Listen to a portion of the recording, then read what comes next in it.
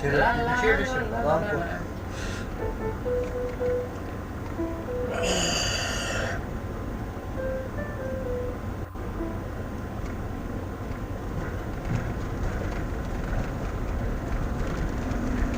Так, сейчас по кочкам проедем. По кочкам, по маленьким цветочкам.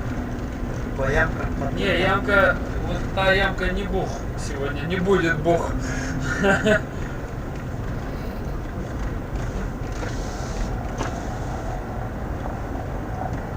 Как так, да? Горлышко вставил. Жескач.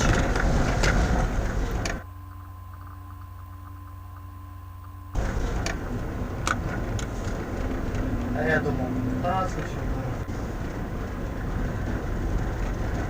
Так, ну скажем так, печка холодная. Я какая. Она вообще-то должна дуть нормально. Горячим.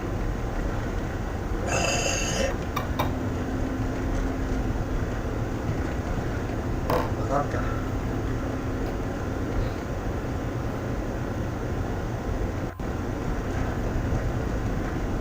Сейчас вроде что-то теплеет.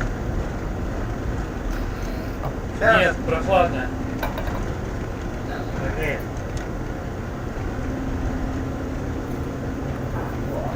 Вот дома нарисовать. Так, рассказывай, как мы там ехали. Прямо. Вот в этом доме лишь. Живет? Ага.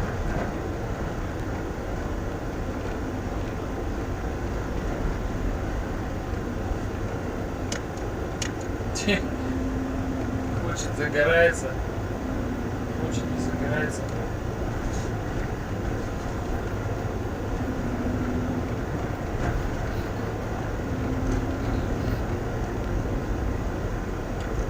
Господи, только мне наехать опять на эту штуку.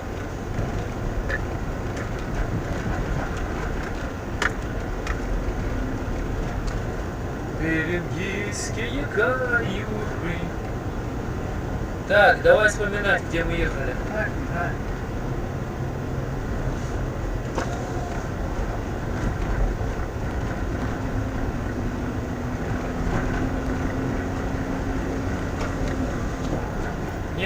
Не греет. А, вот что-то потеплее стало. Да. Но не так, как был. Было-то прям вообще. Да, прогреется. Ну главное, что темпер не растет. А, во, потеплее пошел. Сейчас потеплее пошел. Потеплее. Так, вот здесь где-то мы ехали. Дальше? Да, до самого конца. Серьезно? Да, А не здесь разве? Нет.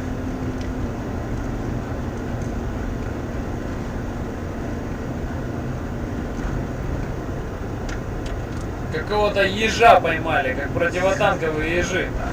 Были во времена.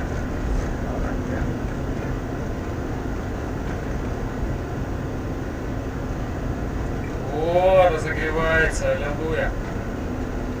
Но не сразу разогрелся, просто система только запиталась. Вот здесь где-то возле этих домов. Нет, дальше. Нет, дома, я помню, были. Были дома. В конце, я тебе говорю, вон на повороте. Вот ты мне сказки-то рассказываешь. Я ж тебе говорю.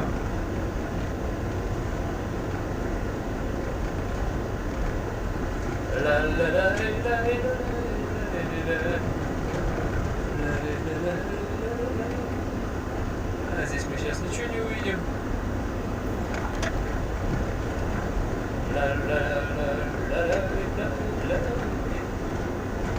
Да, это... Так, корова, тормозни. Это мы по главной идем вообще, ты слышишь? Поворотник включи. Вот. На повороте? Да.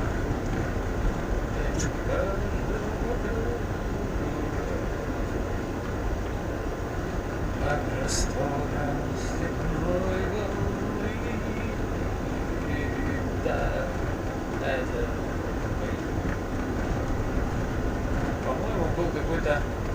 Уголок. Вот фигня Вот какая-то. она лежать, ну, валяется.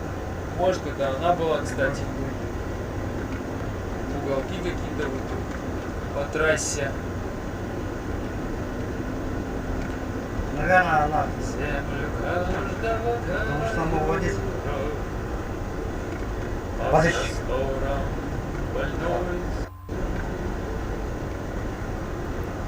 Да. Давай тормози. Ты пропускаешь. Я пропускаю, не вопрос. Да. Ла-ла-лай, ла-ла-ла. Ла-ла-ли, ла-ла-ла-ла. Ла-лай, ла-ла-лай, ла-лай, ла-лай, ла-ла-ла. Хочу по Жениной родине прокатиться немножко.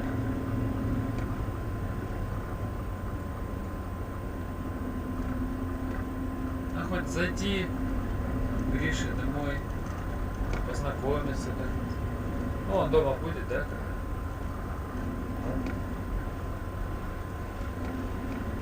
Песню каждого. Он соболь какой-то стоит. Не тот. Не тот. О, сейчас вообще хорошо разогрелась. Классно. Песня. Есть слаб. Не, лента не работает. Оно. По просторам речной страны.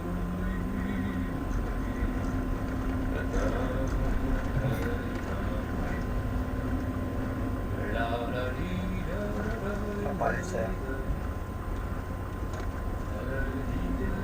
Где полиция? А вот это горнолыжка, да? Ага. А что такое? Такая узенькая какая-то. Мне кажется. Ох ты, какой вездеход! Ну ничего себе какой. Смотри, какой интересный. Шестиколесный.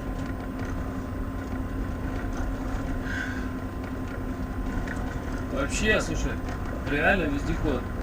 А, это полиция, да? Да, да.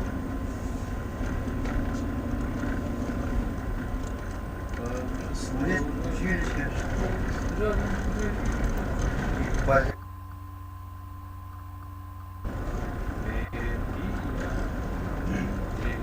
Там рынок. Это не...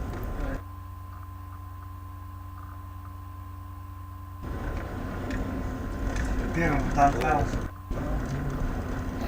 Красивый, кстати, таунхаус. Давно уже.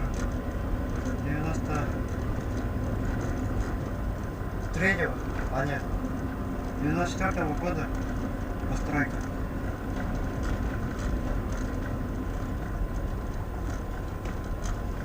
О, баня.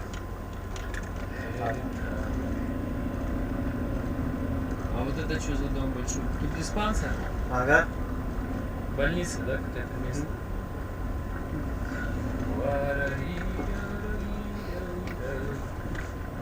Хочешь?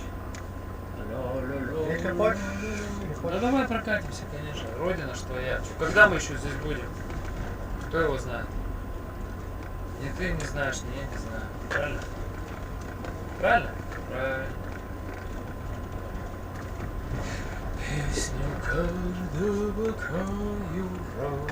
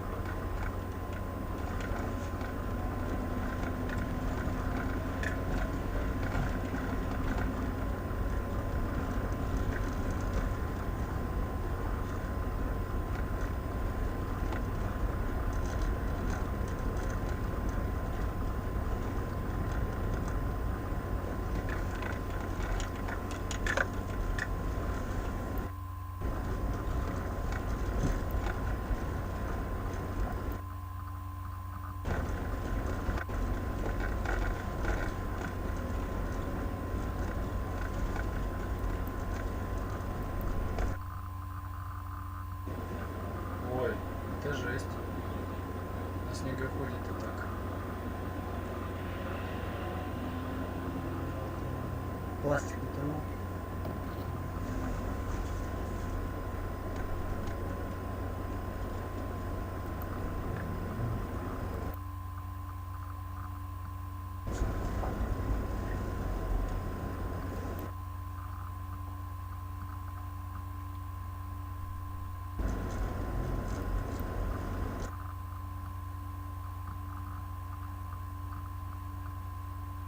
But among our people, it was called Chagochazah, meaning the place of crying. The high walls were not to keep people out, it was to keep people in.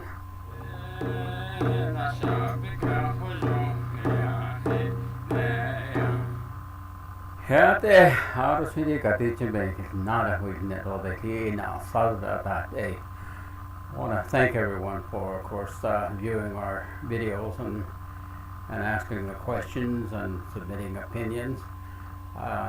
We know that we put a lot of incendiary material on the table, but nonetheless, you have to understand that myself, when I was brought into this world, I had the opportunity to experience life with the very old people. My great-grandmother on my mother's side was 6 years old when she walked back from Huerte. And then, of course, my grandfather, my great-grandfather, I had the opportunity to spend a lot of time with them at ceremonies and in sweat lodges. And the teaching that they provided me was from the old people. I have not learned anything from books, and the information that they shared with me were the things that were taught to them when they were young men themselves.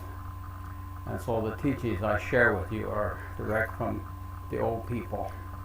And Saza is a group of people that were in the area about the same time that we were, but the traditional stories are told in such a way that they say before there were Anasazi people. And then, of course, other stories say that we were here during the time that the Anasazi were here, and then, of course, we have remained since they have destroyed themselves. And so that's the way the stories are told among our people. The name Anasazi simply means those who are different from our people.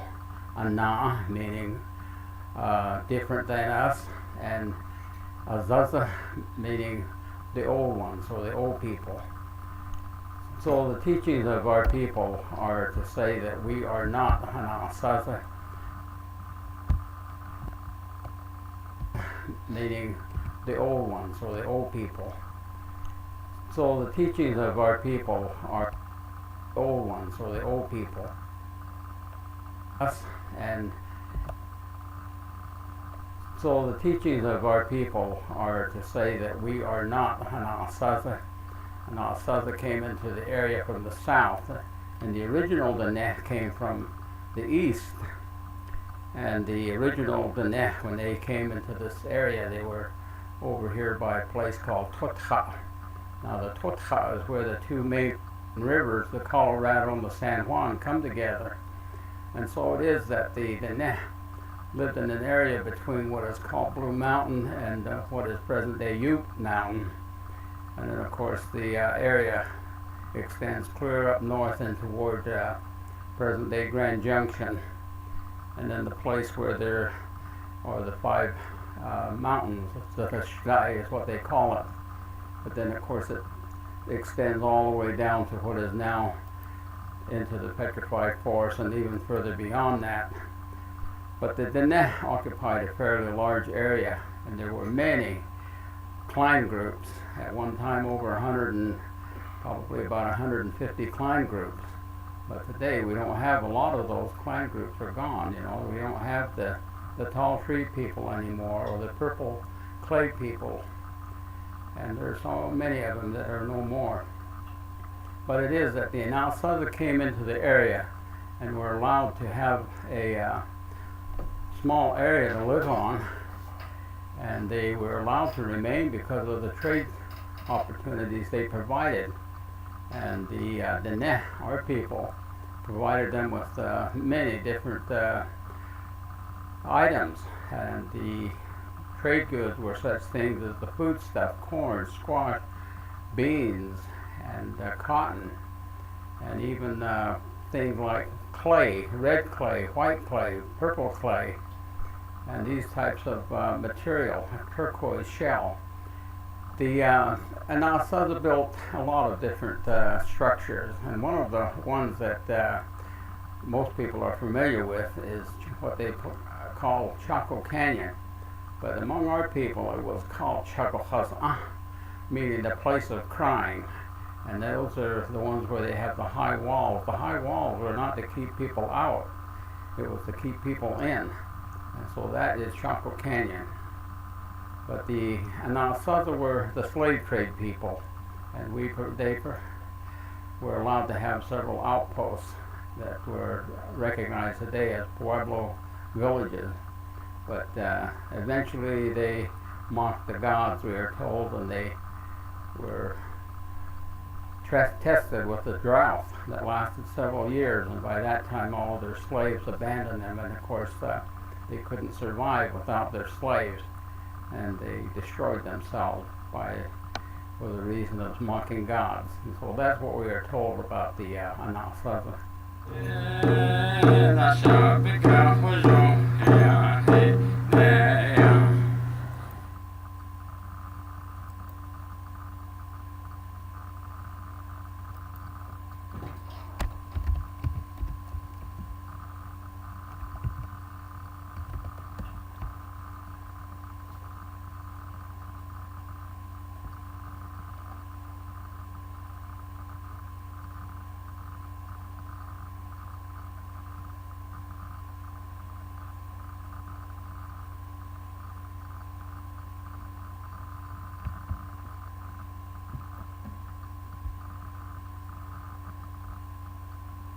One of the most difficult things in performing Bach's prelude in C major from the well-tempered clavier is phrasing.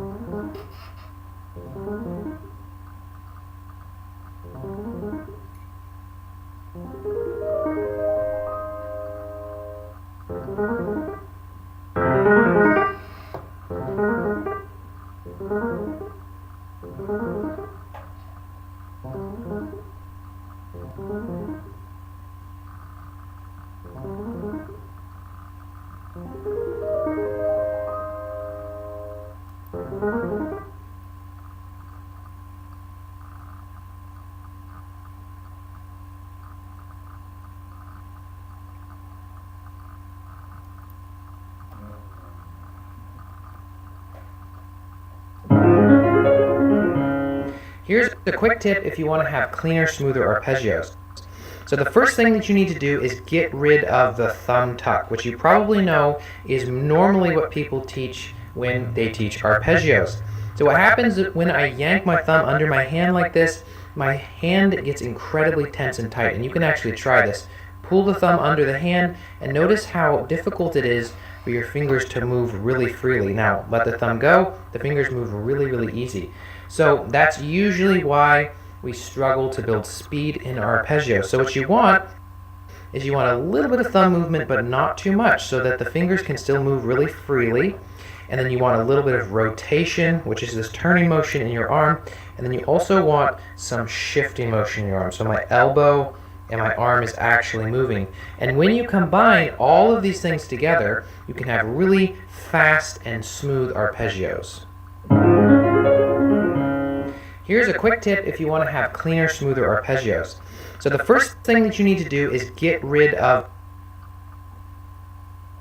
the thumb tuck, which you probably know is normally what people teach when they teach arpeggios. So what happens is when I yank my thumb under my hand like this, my hand gets incredibly tense and tight, and you can actually...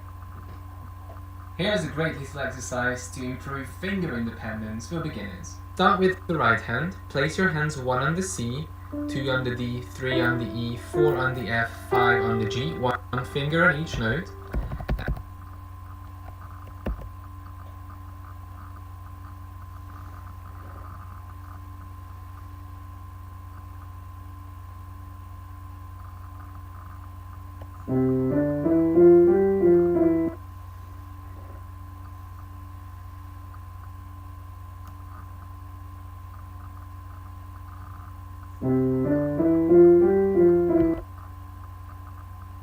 It's always about the music first. Learn something a step above where you are. You know what I'm saying? And then try. Mindlessly repeating Czerny and Hanon exercises will not help you develop technique at the piano, but in fact can actually hold you back. When I was younger, I was told that I needed to practice Czerny and Hanon, which I did, hours and hours every single day. But instead of my fingers starting to feel stronger and being more in control of the notes, they actually started to feel weaker and weaker. And that's when I made this discovery. If you truly want to develop your technique at the piano, you should endeavor to learn how the body works most efficiently. Learn what motions are awkward and cause tension. Learn how to move your arms and your wrists and your fingers in the most coordinated, tension-free way possible that will allow you to move up and down the keyboard freely and as quickly as you want to. And in doing this, anyone can reach their full potential at the piano. Mindless.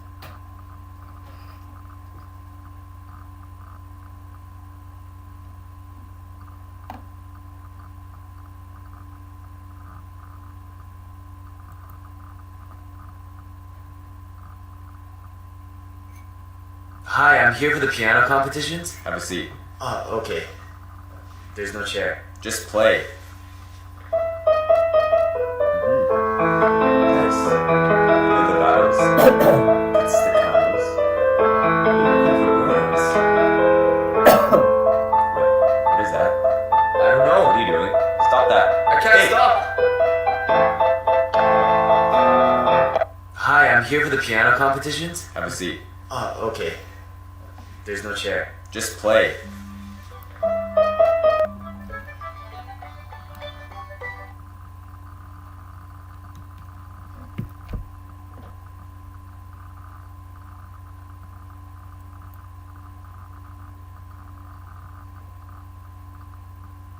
Faster isn't louder. Now you may think that's ridiculous. Of course you know faster isn't louder. But you would be surprised at how much of the time, when you see a crescendo, you naturally speed up. And this can be detrimental to your playing for so many reasons. As I've talked about so many times before, fingering is of vital importance, and one of the best ways to discover good fingering is by playing in chords or groups of notes, like this.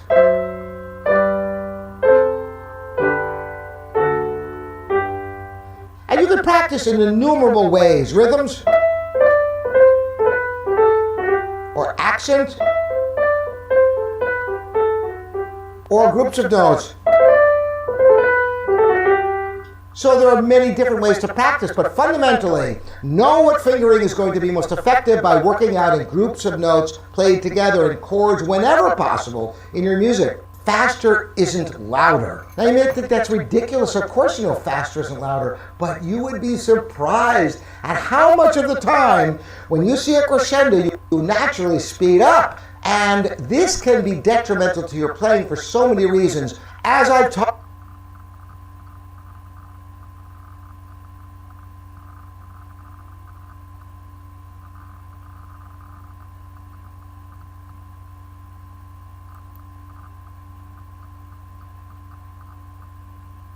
One second of playing piano. 1 day of playing piano.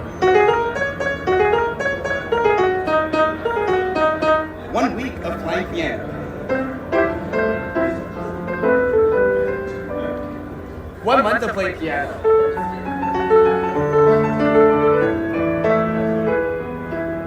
1 year of playing piano. 10 years of playing piano.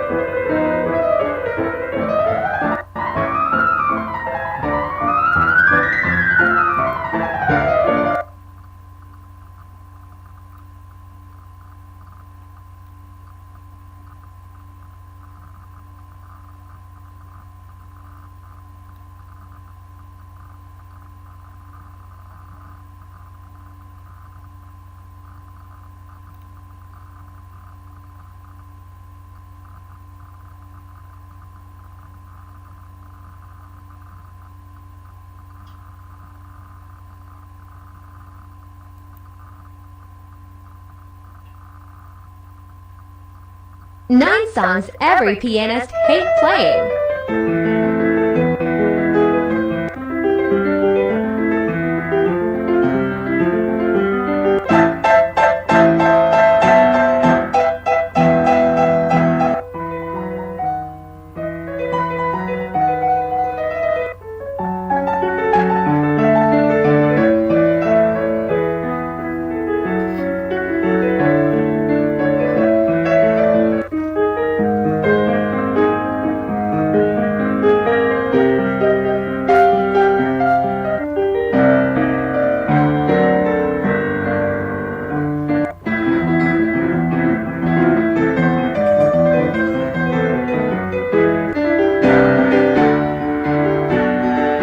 Nine songs every pianist hates playing.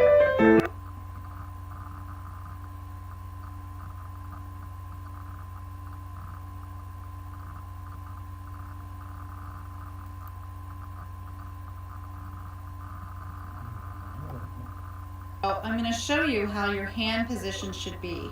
Can you see how my hand, the shape it makes? It's like a circle here.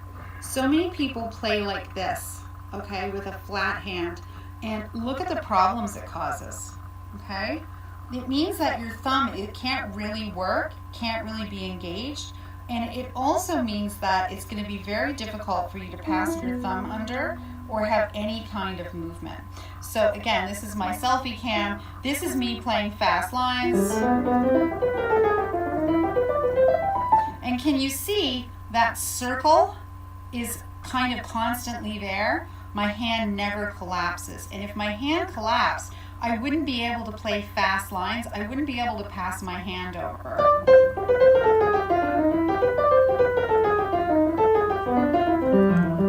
I'm going to show you how your hand position should be.